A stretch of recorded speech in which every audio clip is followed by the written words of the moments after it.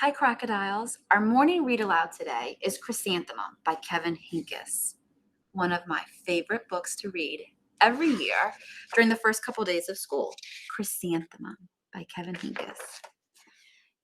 The day she was born was the happiest day in her parents' lives. She's perfect, said her mother. Absolutely, said her father. And she was. She was absolutely perfect. Her name must be everything she is, said her mother. Her name must be absolutely perfect, said her father. And it was. Chrysanthemum. Her parents named her Chrysanthemum. Chrysanthemum grew and grew and grew. And when she was old enough to appreciate it, Chrysanthemum loved her name. She loved the way it sounded when her mother woke her up. She loved the way it sounded when her father called her for dinner. And she loved the way it sounded when she whispered it to herself in the bathroom mirror. Chrysanthemum, chrysanthemum, chrysanthemum. Chrysanthemum loved the way her name looked when it was written with ink on an envelope. And she loved the way it looked when it was written with icing on her birthday cake. And she loved the way it looked when she wrote it herself with her fat orange crayon. Chrysanthemum, chrysanthemum, chrysanthemum. Chrysanthemum thought her name was absolutely perfect. And then she started school. On the first day, Chrysanthemum wore her sunniest dress and her brightest smile, and she ran all the way to school. Hooray, said Chrysanthemum, school. But when Mrs. Chudd took roll call, everyone giggled upon hearing Chrysanthemum's name. I wonder how that made Chrysanthemum feel when the teacher called her name and then the kids started laughing. It's so long, said Joe. Scarcely fits on her name tag, said Rita, pointing. I'm named after my grandmother, said Victoria. You're named after a flower. Chrysanthemum wilted. She did not think her name was absolutely perfect. She thought it was absolutely dreadful. Can you see her face right here? Look how her eyes look sad and she's kind of looking like, oh, not too comfortable now. Look how she was here before. Look at that smile. Things have kind of changed, haven't they? The rest of the day was not much better. During nap time, Victoria raised her hand and informed Mrs. Chudd that Chrysanthemum's name was spelled with 13 letters. That's exactly half as many letters as there are in the entire alphabet, Victoria explained. Thank you for sharing that with us, Victoria, said Mrs. Chudd. Now put your head down.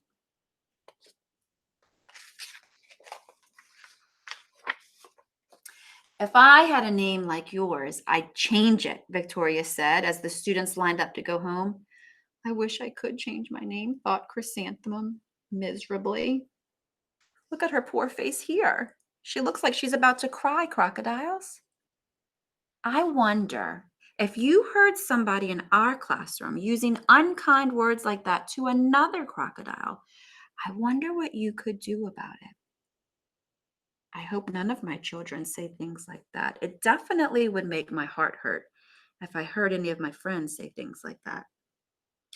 Welcome home, said her mother. Welcome home, said her father. School's no place for me, said Chrysanthemum. My name is too long and it scarcely fits on my name tag, and I'm named after a flower. Oh, pish, said her mother. Your name is beautiful and precious and priceless and fascinating and winsome, said her father. It's everything that you are, said her mother. Absolutely perfect, said her father.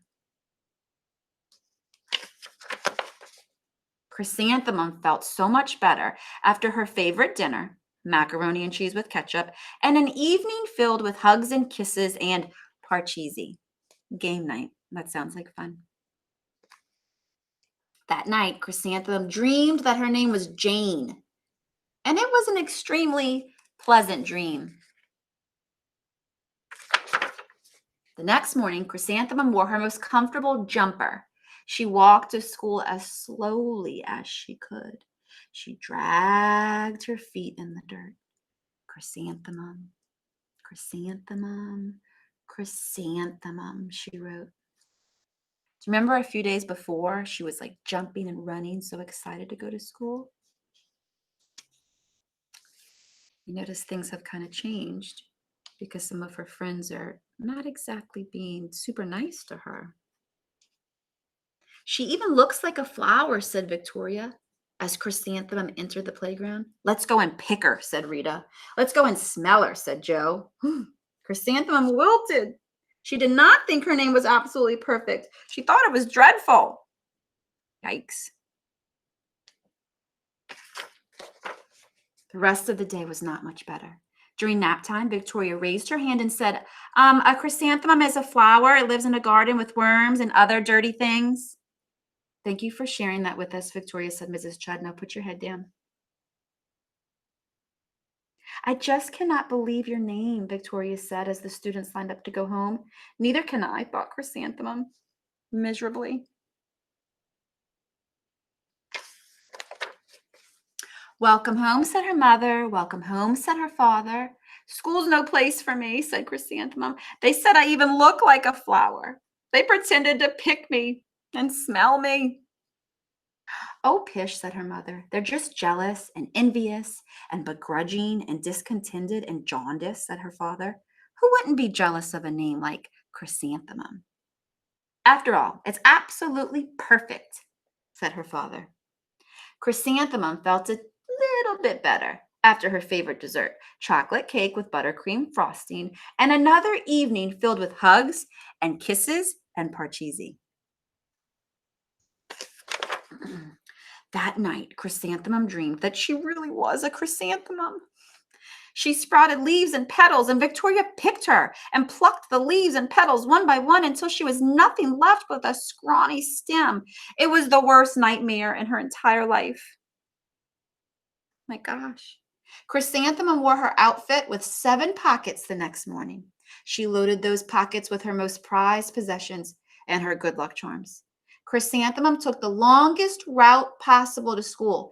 She stopped and stared at each and every flower. Chrysanthemum, chrysanthemum, the flowers seemed to say.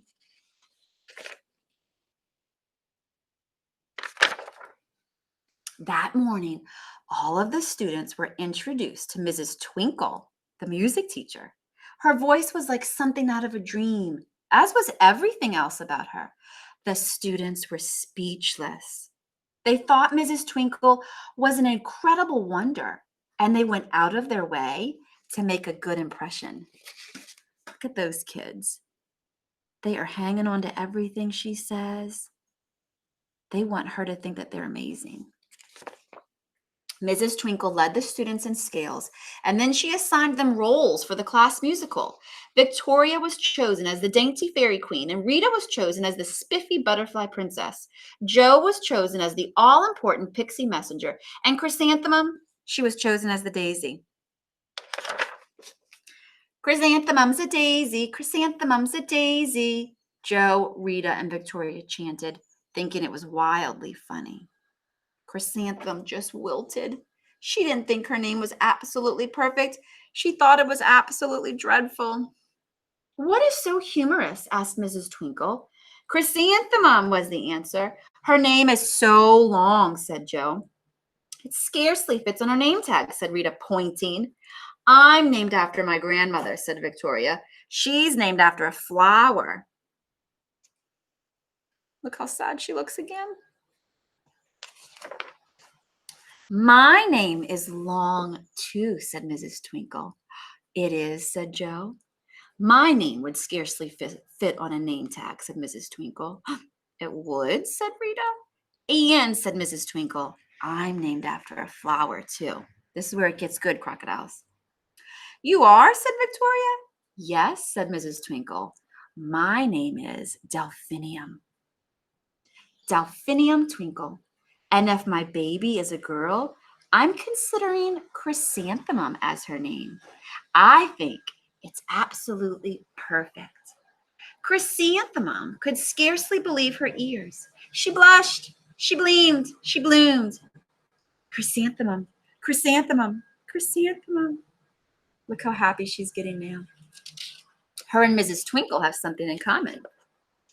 Jo, Rita, and Victoria looked at Chrysanthemum longingly. Well, now they really like her name. Call me Marigold, said Jo. I'm a carnation, said Rita, pointing. My name is Lily of the Valley, said Victoria. Those are all flowers, crocodiles. Chrysanthemum did not think her name was absolutely perfect. She knew it. Hmm. Okay, you're going to like this part. Overall, the class musical was a huge success. Chrysanthemum was absolutely perfect as her Daisy. Victoria made only one mistake. She completely forgot her lines as the dainty fairy queen. Chrysanthemum thought it was wildly funny and she giggled throughout the entire dance of the flowers. Eventually, Mrs. Twinkle gave birth to a healthy baby girl, and of course, she named her Chrysanthemum. Crocodiles, I wonder why the author wrote this story. When I think, I always keep my lips zipped and I take a couple seconds to think about my thoughts. And I really feel like the author wrote this story to share with us that number one, the names that our parents gave us are so incredibly special. It's something very important that makes us unique. And when we join together at some point in this classroom, or if we continue working on the computers together, we are always going to work very hard to show kindness to one another. Have a wonderful day, crocodiles.